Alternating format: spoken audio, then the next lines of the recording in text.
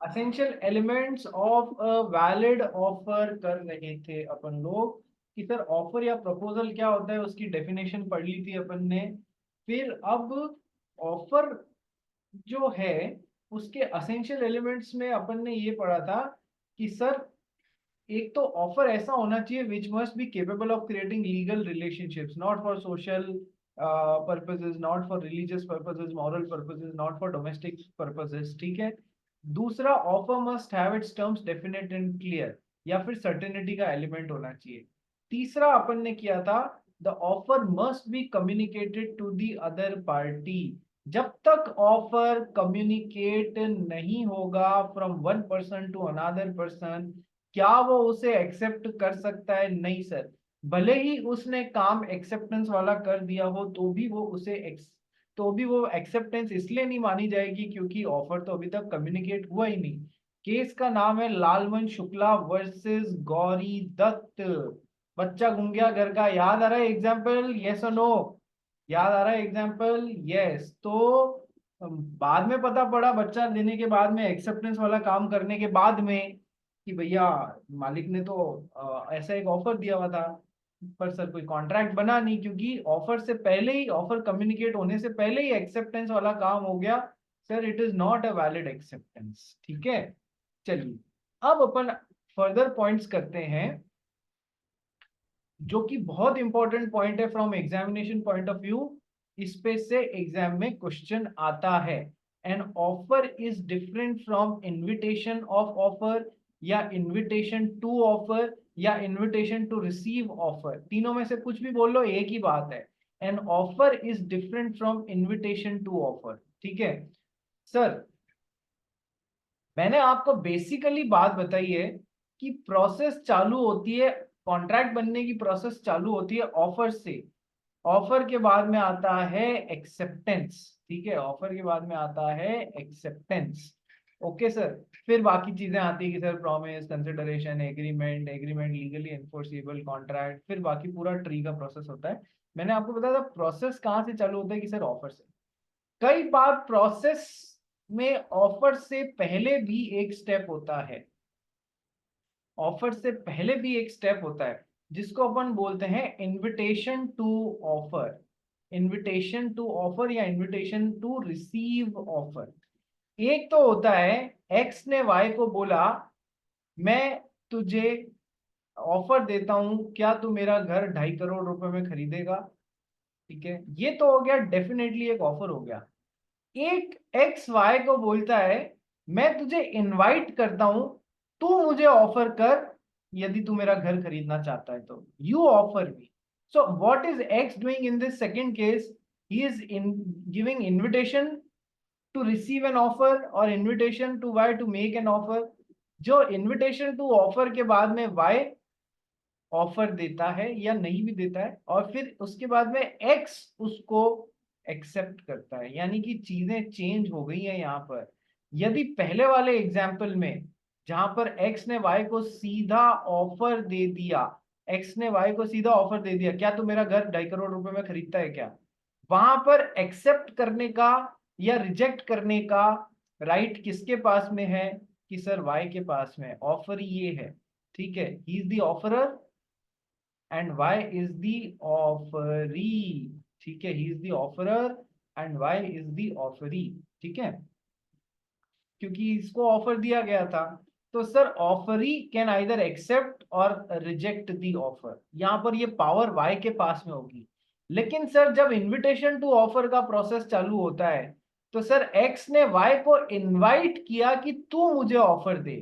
तो जिसको देख के वाई ने एक्स को ऑफर दिया, तो अब इस केस में ऑफरर ये हो गया और ऑफरी ये हो गया।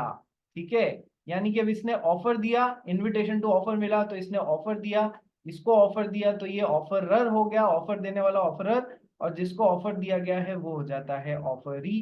ठीक है, अब इसके पास में, एक्स के पास में ऑप्शन है कि ये ऑफर को एक्सेप्ट कर सकता है या रिजेक्ट कर सकता है, वाई के पास में नहीं है।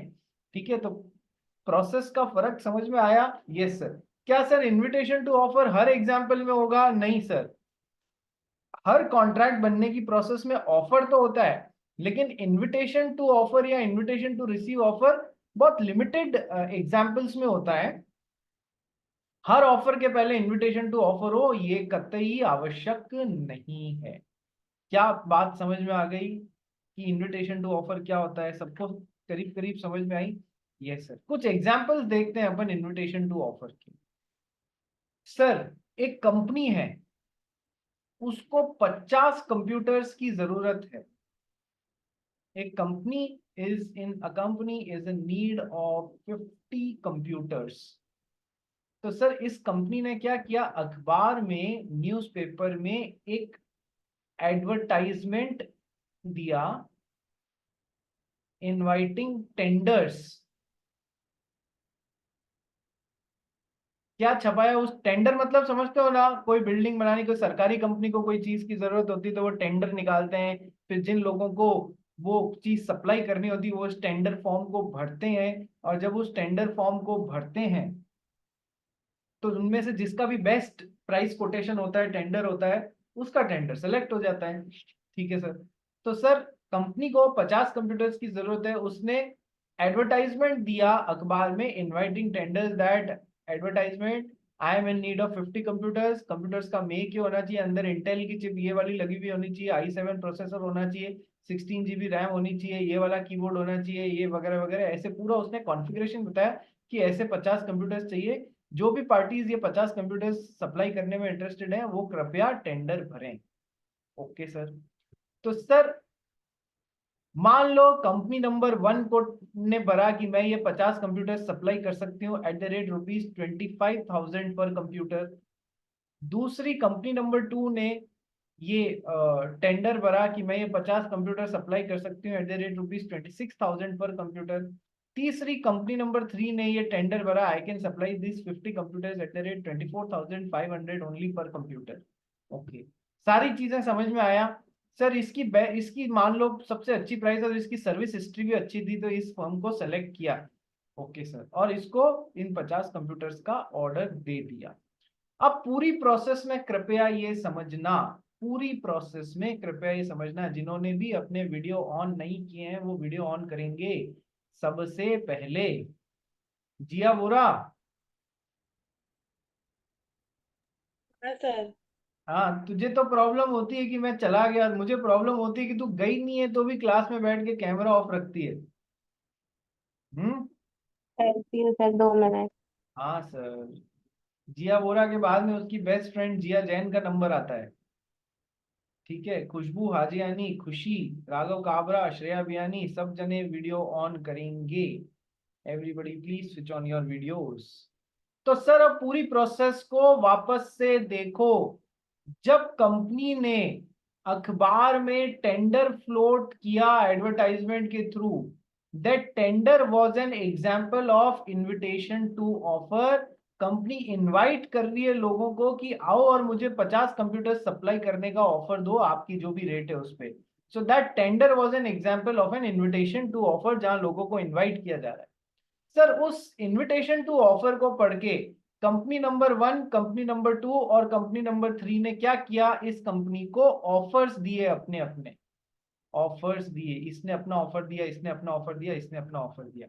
और कंपनी को जिसका भी ऑफर समझ में आया, मान लो कंपनी नंबर 3 का सबसे बेस्ट ऑफर था वो समझ में आया, तो इस ऑफर को तो किया एक्सेप्ट, बाकी के 2 ऑफर्स को कर दिया रिजेक्ट।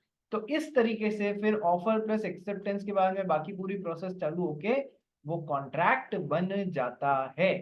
ठीक है, समझ में आया? इनविटेशन टू ऑफर में एक स्टेप और बढ़ जाता है कि सर एक जना दूसरे को इनवाइट करेगा, दूसरा फिर पहले को ऑफर करेगा, और फिर वो पहला वाला ही वापस एक्सेप्टेंस करेगा या रिजेक्शन करेगा। क्या ये एक टेंडर वाला एग्जांपल से समझ में आया इनविटेशन टू ऑफर क्या होता है? टेंडर वाले एग्जांपल से समझ में आया? सबको समझ में आया? Yes sir. अब मान लो हमारी जिया वोरा का बर्थडे था।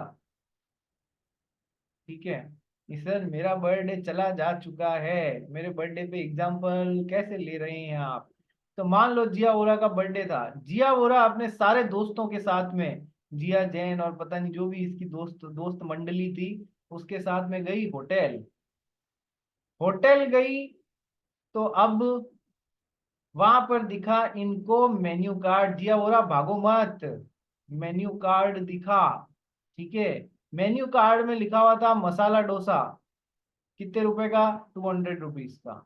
होटल का मेन्यू कार्ड था, उसमें लिखा था सादा डोसा 100 रुपीज का। सड़ा डोसा नहीं है, सादा डोसा है। उसमें लिखा था बर्गर, वेज बर्गर 150 रुपीज का।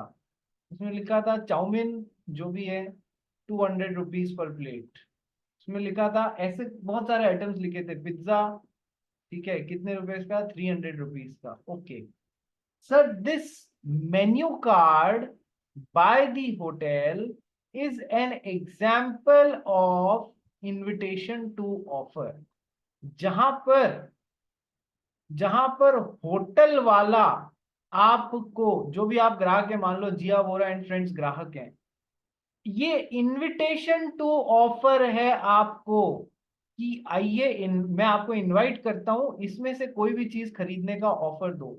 तो जिया वोरा ने ऑर्डर प्लेस किया, मुझे 5 तो बर्गर्स चाहिए मेरे फ्रेंड्स और मेरे लिए, 5 ही पिज्जा चाहिए, 5 ही फ्रेंच फ्राइज चाहिए, 5 ही कोको कोला की वो जो भी है बॉटल्स वगैरह वो चाहिए, एट द रेट ये चाहिए, ठीक है।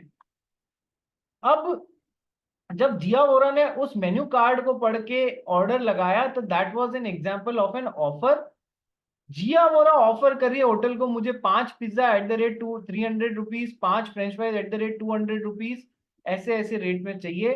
होटल वाला उसके ऑफर को एक्सेप्ट कर सकता है या रिजेक्ट कर सकता है। वो कह सकता है ओके मैम अभी लेके आता हूँ, तब तो एक्सेप्ट हो गया। और बोला मैम आप लेट हो गए, मेरी पाव भाजी, मेरा ये फ्रेंच फ्राइज और सब आज के लिए ये 2 आइटम खत्म हो गए, तो मैं ये तो नहीं कर पाऊंगा, तो उसने रिजेक्ट भी कर सकता है।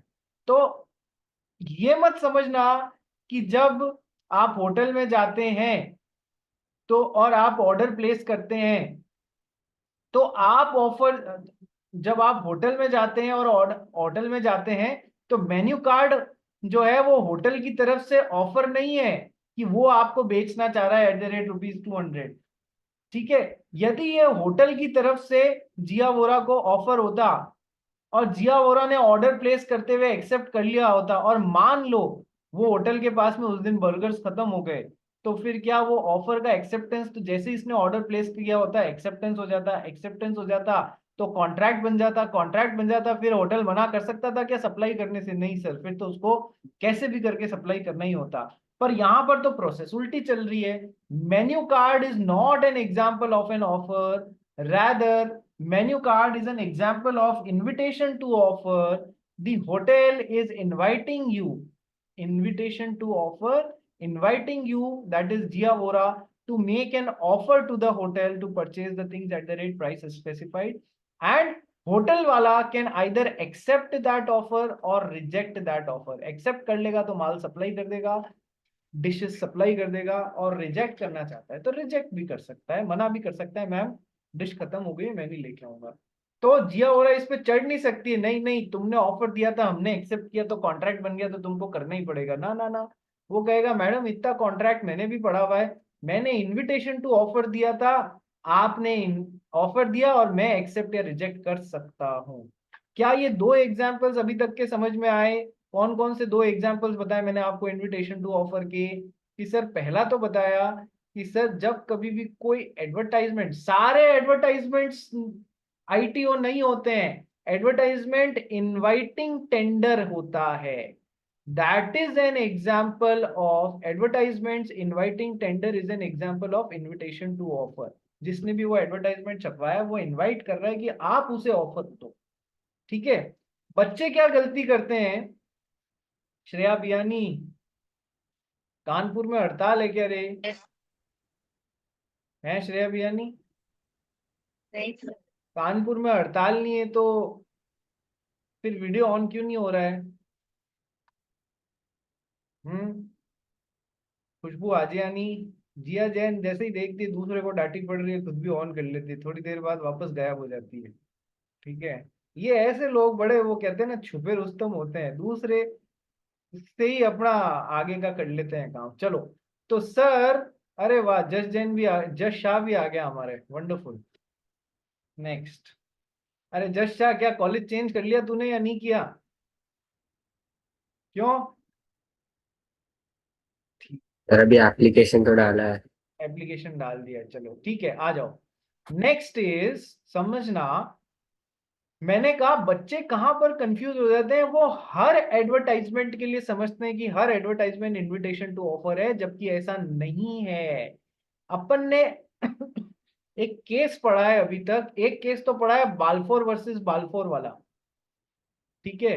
दूसरा केस अपन ने पढ़ा है लालमन शुक्ला वर्सेस गौरी दत्त साहब वाला। इसमें क्या हुआ था, घर का बच्चा गुम हो गया था, तो जो कोई भी उसको ढूंढ के लाएगा मैं उसको 500 रुपए इनाम में दूंगा, ऐसा एक एडवर्टाइजमेंट गौरी दत्त साहब ने छपवाया था। लैंग्वेज से समझो, इज इट एन ऑफर और is it an invitation to offer? नहीं सर, इसकी लैंग्वेज से क्लियर कट समझ में आ रहा है, जो भी मेरे बच्चे को ढूंढ के लाएगा मैं उसको 500 रुपए दूंगा। This advertisement is an example of an offer और नॉट? यस सर, ठीक है, जो भी बच्चा ढूंढ के लाएगा that will be an act of acceptance और कॉन्ट्रैक्ट बन जाएगा। जबकि ये जो एडवर्टाइजमेंट्स इनवाइटिंग टेंडर्स होते हैं, these are not an example of an offer, rather these are examples of invitation to offer। जैसा कि मैंने अभी आपको समझाया, आपको कंपनी ने टेंडर छपवाया, एडवर्टाइजमेंट छपवाया, 50 कंप्यूटर चाहिए, टेंडर भरो, तो वो इनविटेशन टू ऑफर था, वो एडवर्टाइजमेंट। उसको पढ़ के जिसने भी टेंडर भरा, तो वो क्या कर रहा है, कंपनी को ऑफर कर रहा है, और कंपनी ने जिसका भी टेंडर सेलेक्ट किया उस टेंडर को एक्सेप्ट कर रहे हैं, बाकी के रिजेक्ट कर रहे हैं। तो कभी ये मत समझना सारे एडवर्टाइजमेंट ही इनविटेशन टू ऑफर होते हैं, लैंग्वेज से डिपेंड करेगा कौन सा, लैंग्वेज पे डिपेंड करेगा कि कौन सा क्या होता है, कौन सा ऑफर होता है, कौन सा इनविटेशन टू ऑफर होता है। ठीक है जी, आइए आगे बढ़ते हैं।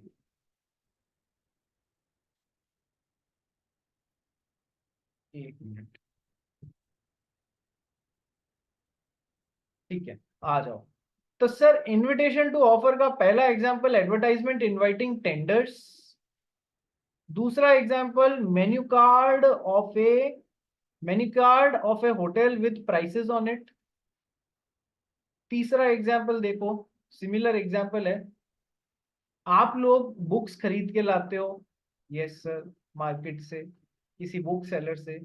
बुक सेलर जो होता है वो अलग अलग पब्लिशर्स की बुक रखता है, जैसे कि एक बहुत ही फेमस पब्लिशर है एस चांद करके, दूसरा फेमस पब्लिशर है टाटा मैग्रॉ हिल करके।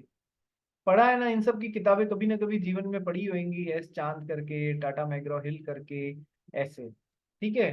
तो जब कभी भी ये पब्लिशर्स अपना कैटलॉग देते हैं, कैटलॉग मतलब समझते हो कि हम ये बुक्स छापते हैं, पहली फिजिक्स के ऊपर आर डी शर्मा, दूसरी केमिस्ट्री के ऊपर ये जिसका प्राइस 200 रुपए है, जिसका प्राइस 150 रुपए है, तीसरी अकाउंट्स के ऊपर ये वाली बुक इस ऑथर की जिसका प्राइस 200 रुपीज है, चौथी इस टॉपिक पे मैथमेटिक्स पे इन राइटर की किताब जिसका प्राइस ये जो कैटलॉग जो पब्लिशर बुक सेलर को या वो देते हैं, that is an example of an invitation to offer। ये catalogue is an example of invitation to offer from the publisher to the book seller। Invite कर रहे हैं कि इसको देख के आप ऑफर दो, फिर आप ऑफर देते हो एज अ बुक सेलर, मुझे फिजिक्स की इतनी बुक एट द रेट 150 चाहिए, मुझे केमिस्ट्री की इतनी बुक एट द रेट 200 चाहिए, मुझे ये इस हिसाब से चाहिए, फिर आप ऑफर देते हो, फिर बुक पब्लिशर या तो उस ऑफर को एक्सेप्ट करता है या रिजेक्ट कर देता है, बोलता है अभी माल है भेज देता हूँ, अभी माल नहीं है नहीं भेज पाऊंगा, ठीक है। तो दिस, जैसे मैंने होटल का मेन्यू कार्ड बताया था, वैसे ही the catalogue given by the book publisher to the ये अपना book seller containing the details and prices is an example of an invitation. और क्या ये बात समझ में आई, क्या ये बात समझ में आई? Yes sir. चौथा एग्जांपल इनविटेशन टू ऑफर का,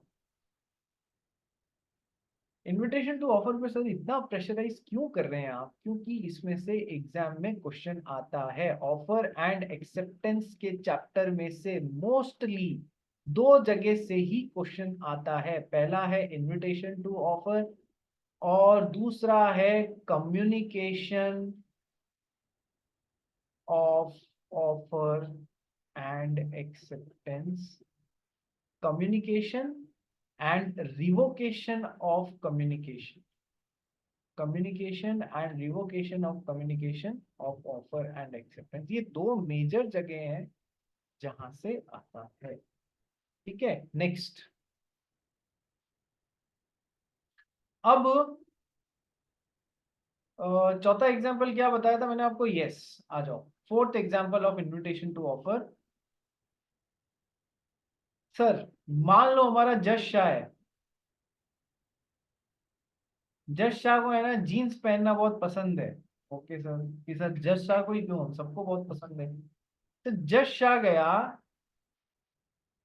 शॉपर्स स्टॉप के शोरूम पे। शॉपर्स स्टॉप के शोरूम पे वो जो कांच के जो होते हैं ना, जिनसे कि पूरा प्रोडक्ट कांच में दुकान में लगा हुआ दिखता है, तो उस पे जीन्स वगैरह टंगी हुई थी with price tag of ₹5,000 on it. Yes sir. कुछ डमीज लगे हुए थे। वो डमी होते हैं ना, सर हाथ पैर होते हैं जिनके, यहाँ पर कुछ डमीज थे, उनके भी कुछ जीन्सेस पहने हुई थी। उन पे किसी पे 4,000 रुपए का प्राइस टैग लगा हुआ था, किसी पे 2,500 रुपए का प्राइस टैग लगा हुआ था। ठीक है, तो सर कहने का मतलब इन सबको मैं कैसे समराइज करूंगा? Display of goods, display of goods with a price tag on it is not an example of an offer from shopkeeper to you। ये ऐसा नहीं होता है कि शॉपकीपर आपको ऑफर कर रहा है कि ये जीन्स 5,000 रुपए में खरीद लो। ये जो जीन्स यहाँ पर शोरूम के इसमें डिस्प्ले में लगाई हुई है वो 2,500 में खरीद लो। ऐसा नहीं होता है कि वो शॉपकीपर आपको ऑफर दे रहा है उस 5,000 रुपए में उस जीन्स को बेचने का। वो क्या कर रहा है? इनविटेशन टू ऑफर कर रहा है आपको। वो इनवाइट कर रहा है कि आप आओ और इस जीन्स को खरीदने के लिए उसको ऑफर दो। फिर जश शाह को ये वाली पांच धन्ना सेठ है भाई, 5,000 रुपए वाली जीन्स पसंद आई इसको। 5,000 रुपए वाली जीन्स पसंद आई, गया शॉपर स्टॉप के अंदर और बोला, गया शॉपर स्टॉप के अंदर और बोला कि सर मैं ये 5,000 रुपए की जीन्स आपसे, मैं ये जीन्स आपसे 5,000 रुपए में खरीदना चाहता हूं। तो सर जश ने शॉपर्स स्टॉप को ऑफर दिया। Display of goods with a price tag on it was an example of an invitation to offer. तो शॉपर स्टॉप ने जो भी उस डिस्प्ले में देख रहा था उसको इनवाइट किया कि वो ऑफर दे। जश शाह ने अल्टीमेटली उस इनविटेशन टू ऑफर के बाद में क्या होता है कि सर ऑफर कि मैं ये जीन्स आपसे 5,000 रुपए में खरीदना चाहता हूँ। Shopper Stop can either accept that offer और रिजेक्ट दैट ऑफर। ठीक है, वो बोलते हैं हाँ सर हम अभी बेच देते हैं, बस पैकिंग करते हैं, आप पेमेंट कीजिए। ओके सर, एक्सेप्टेड, कॉन्ट्रैक्ट बन गया। जज शाह को मना भी कर सकते हैं, रिजेक्ट भी कर सकते हैं। सर अभी अभी 1 मिनट पहले आपसे, 5 मिनट पहले आपसे वो जीन्स किसी ने खरीद ली है हमसे, इसलिए हम आपको नहीं दे पाएंगे। तो सर रिजेक्ट भी कर सकते हैं। तो सर ये लड़ नहीं सकता, नहीं नहीं आपने तो ऑफर दिया था display of goods with price tag करके, मैंने उसको एक्सेप्ट किया। तो जैसे ही ऑफर का एक्सेप्टेंस होता है, बाकी चीजें होती है, तो वो कॉन्ट्रैक्ट बन जाता है। तो कॉन्ट्रैक्ट है तो लाओ, अब तो आपको जीन्स बेचनी पड़ेगी। ना ना ना ना, ऐसा नहीं है। ठीक है, वो इनविटेशन टू ऑफर था, display of goods with price tag, आपने ऑफर दिया। फिर शॉपर स्टॉप उस ऑफर को या तो एक्सेप्ट कर सकता है या रिजेक्ट कर सकता है। बात बात समझ में आई या नहीं आई? जिया वोरा भाग गई तू यार। जिया जैन ने तो डिस्प्ले डिस्प्ले चालू करा हुआ रखा हुआ इसने कैमरा, और जिया वोरा 2 मिनट में करके भाग गई वापस। है? ऐसे। अरे सर इंटरनेट लगता है, आपको भी पता नहीं है शाम को इंटरनेट कितना काम आता है हमारे। क्यों? शाम को ऐसा क्या हो रहा है भाई? हम्म। सर आपने मेरा बर्थडे का एग्जाम्पल ले लिया इसलिए मैं नाराज हो गई सर। ऐसे भी नहीं है यार। ठीक है, बेचारे जज शाह भी मैंने कैसे कैसे एग्जाम्पल लिए हैं, वो तो कभी नाराज नहीं होता है। नेक्स्ट। सर मैं नाराज नहीं हूँ। अरे सर तो फिर वीडियो ऑफ क्यों है? खुशबू आजियानी एक ये अलग ही कलाकार है, ये जब देखो तब अमेरिका ही भागने की बातें करती रहती है। सर आज मेरा वीजा है, पिछली बार भी ये क्लास में आके फिर 8 महीने गायब हो गई कि सर मैं तो अमेरिका घूमने जा रही हूँ। ठीक है, चलो नेक्स्ट। अब आ जाओ इस पे। ये जो लास्ट वाला मैंने आपको बताया ना, display of goods with price tag on it, इस एग्जाम्पल पे एग्जाम में बाकायदा क्वेश्चन आया हुआ है। ठीक है, कैसा क्वेश्चन आया हुआ है आओ मैं यही आपको मुख जबानी करा देता हूँ। श्रेया कर्नावट, सृष्टि, राघव काबरा, खुशी, समझ में आ रहा है या नहीं आ रहा है? आ रहा है सर, आ रहा है। खुशी, काबरा जी, यस सर। ठीक है। कविश, हाँ सर, आ रहा है। आ रहा है, ठीक है। सृष्टि, हाँ सर। ठीक है। चलो तो एक बार हमारी हमारी चलो खुशबू जो है, यस, वो गई। आपके यहाँ पर घरों के पहले पास में एक वो हाइपर सिटी मॉल था, या अभी तो नहीं है ना हाइपर सिटी मॉल? ठीक है, अब हट गया लगता है। तो हाइपर सिटी मॉल में ये बड़े बड़े रैक्स लगे हुए थे, जिसमें सबसे ऊपर कॉफी पड़ी हुई थी, नेस्कैफे की कैफी कॉफी पड़ी हुई थी। उसके ऊपर लिखा हुआ था ₹100 पर कैन। ओके, 100 नहीं, सॉरी, 500 पर कैन। फिर यहाँ पर ये आपके हाइड एंड सीक बिस्किट्स लगे हुए थे, ठीक है, जिसके ऊपर था ₹25 पर पैकेट। ठीक है, फिर यहाँ पर ऐसी कोई और खाने पीने की दालें लगी हुई थी, ₹80 पर केजी। ठीक है, फिर यहाँ पर ऐसे हर सामान पे प्राइस टैग लगा हुआ था। ओके, विद मतलब डिस्प्ले ऑफ गुड्स हो रहा है ये, हाँ sir, yes sir. With a price tag on it हो रहा है, यस सर। तो सर ये हाइपर सिटी वाला या शॉपर स्टॉप वाला, जो भी है दुकान वाला, वो आपको ऑफर नहीं कर रहा है कि ये नेस्कैफे ₹500 में खरीद लो। It's an invitation to offer to you. अब आप उसे, मान लो खुशबू आज यानी परचेजिंग करने गई, तो ये जो भी शॉप वाला था या मॉल वाला था, उसको खुशबू ऑफर देगी इस इनविटेशन टू ऑफर के कारण, कि मैं, खुशबू ने अपनी वो पूरी, वो होती है ना, एक परचेजिंग ट्रॉली होती है ना, ट्रॉली में सामान भर लिया, एक डब्बा ये ले लिया, एक ये ले लिया, एक ये ले लिया, ऐसे सामान इकट्ठे कर लिए, ट्रॉली लेके पहुंची कैश काउंटर पे मैनेजर के पास में। ठीक है सर, एग्जाम में क्वेश्चन क्या आया ध्यान रखना। कैश काउंटर पे जो मैनेजर बैठा था, उसने खुशबू को मना कर दिया, नहीं मैं आपको सामान नहीं बेचूंगा। अरे, तो फिर डिस्प्ले में क्यों लगा रखा है कि मेरी मर्जी, मैं डिस्प्ले में कुछ भी लगाऊं, सामान बेचना है या नहीं बेचना है वो मेरी मर्जी। ठीक है सर। खुशबू को आ गया गुस्सा। खुशबू बोली, तू क्या समझता है, मैंने कॉन्ट्रैक्ट एक्ट पढ़ा हुआ है, तूने ऑफर दिया था, मैंने उस ऑफर को एक्सेप्ट कर लिया। ठीक है, और अब चूंकि ऑफर को एक्सेप्ट कर लिया और बाकी चीजें भी है, प्रॉमिस है, कंसिडरेशन है दोनों पार्टीज के लिए, लॉफुल ऑब्जेक्ट है, कोई बम गोले तो खरीद नहीं रही होंगी, I am just lawful object के लिए कॉन्ट्रैक्ट बना रही हूँ, लॉफुल कंसिडरेशन है, फ्री कंसेंट है, यस सर, सब कुछ है, कॉन्ट्रैक्ट है अपने बीच में, अब तो तेरे को मुझे बेचना ही पड़ेगा इस प्राइस पे। वो बोला, नहीं बेचूंगा मैडम, मैं सीए इंटर को क्लियर करके और फिर सीए छोड़ चुका हूँ, आपसे ज्यादा लॉ मैंने पढ़ा है। ठीक है, मैं आपको ये सामान नहीं बेचूंगा, कि नहीं कॉन्ट्रैक्ट है, बेचना ही पड़ेगा। तो शॉपकीपर बोला, मैडम, मैंने आपको display of goods with a price tag on it ये इनवाइट किया था, जिसको पढ़ के आप सामान लेके मेरे पास में आए, आपने मुझे ऑफर किया। अब मैं इस ऑफर को या तो एक्सेप्ट कर सकता हूँ या रिजेक्ट कर सकता हूँ, ये मेरे ऊपर है, तो मैं आपको गुड्स नहीं बेचूंगा। ठीक है, ऐसे करके वो रिजेक्ट कर सकता है। तो खुशबू के पास में कोई ऑप्शन नहीं है, वो सही बात बोल रही। बात समझ में आ गई? ये एग्जाम का क्वेश्चन है, सिमिलर लाइंस पे आया हुआ है, बिल्कुल सिमिलर लाइंस पे एग्जाम का क्वेश्चन आया हुआ है। क्यों जश शाह, ऐसा कर सकते हैं या नहीं कर सकते हैं? नहीं कर सकते, क्यों? अरे अभी तो समझाया, बिल्कुल शॉपकीपर मना कर सकता है। सर, क्योंकि शॉपकीपर वो ऑफर को इनवाइट कर रहा है, ऑफर जो कस्टमर है उसको दे रहा है शॉपकीपर को। और शॉपकीपर उस ऑफर को एक्सेप्ट भी कर सकता है या रिजेक्ट भी कर सकता है। आप धौंस नहीं रिजेक्ट भी जमा कर सकते सकते। कि कॉन्ट्रैक्ट था, तूने ऑफर दिया, मैंने एक्सेप्ट किया, तो कॉन्ट्रैक्ट बन गया। नहीं, समझ में आया? ठीक है सर। खुशबू, जाके अड़ना नहीं है कि तूने ऑफर दिया, मैंने एक्सेप्ट किया। ओके, एक बार ऐसा सही में हो गया था, मेरे सामने की बात है, तुम लोग को सुन के थोड़ी सी हंसी आएगी। शॉपकीपर अड़ गया कि मैं तो तेरे को सामान बेचूंगा ही नहीं, एक कोई बंदा या बंदी कोई खड़ा हुआ था, शॉपकीपर अड़ गया, मैं आपको सामान नहीं बेचूंगा। कि क्या रीजन है, क्यों नहीं बेचोगे? अब वो ये तो नहीं बता सकता था, तू, मैंने इनविटेशन टू ऑफर दिया, तूने ऑफर दिया और मैंने उसे एक्सेप्ट या रिजेक्ट किया। उसने क्या बोल दिया शॉपकीपर ने कस्टमर को, तेरी शक्ल पसंद नहीं है इसलिए नहीं बेचूंगा। ठीक है, अब यार इसका क्या जवाब है? तो अपने को लॉजिक के साथ में बताना है किसी चीज का क्यों हुआ। तो एग्जाम में यदि ये क्वेश्चन आता है तो लॉजिक के साथ में समझाना, इनविटेशन टू ऑफर किसने दिया, उसको देख के ऑफर किसने दिया, और जब किसी को ऑफर दिया जाता है तो वो एक्सेप्ट या रिजेक्ट कुछ भी कर सकता है। ठीक है, अब देखो, display of goods in a shop or showroom with a price tag on them is not an offer, it is an invitation to the public to make an offer to buy the goods at these prices. ये example कर लिया. Second, the price list of goods does not constitute an offer for sale of certain goods on listed price.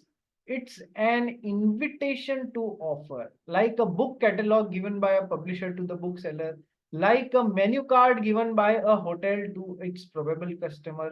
तो price list of goods कभी भी offer नहीं होता है, ठीक है, वो इन्विटेशन टू ऑफर होता है जिसको पढ़ के आप ऑफर देते हैं. Next, advertisement in newspapers inviting tenders for supply of goods. ठीक है, ये तो मैंने आपको 50 कंप्यूटर वाले एग्जांपल से करा ही दिया था. नेक्स्ट, अब ये 3 और कराने हैं मुझे आपको. क्या? Share prospectus issued by a company to issue its shares. Share prospectus issued by a company to issue its shares. Sir prospectus सुना हुआ है या नहीं सुना हुआ है कि कंपनी जिसको अपने शेयर्स इशू करने होते हैं वो प्रोस्पेक्टस इशू करती है? यस, सुना हुआ है ना, कंपनीज एक्ट में अपन ने सुना हुआ है ना. जज शाह. Yes sir. जज शाह, मुझे ये बता किस टाइप की कंपनी प्रोस्पेक्टस इशू कर सकती है और कौन सी कंपनी प्रोस्पेक्टस इशू नहीं कर सकती है?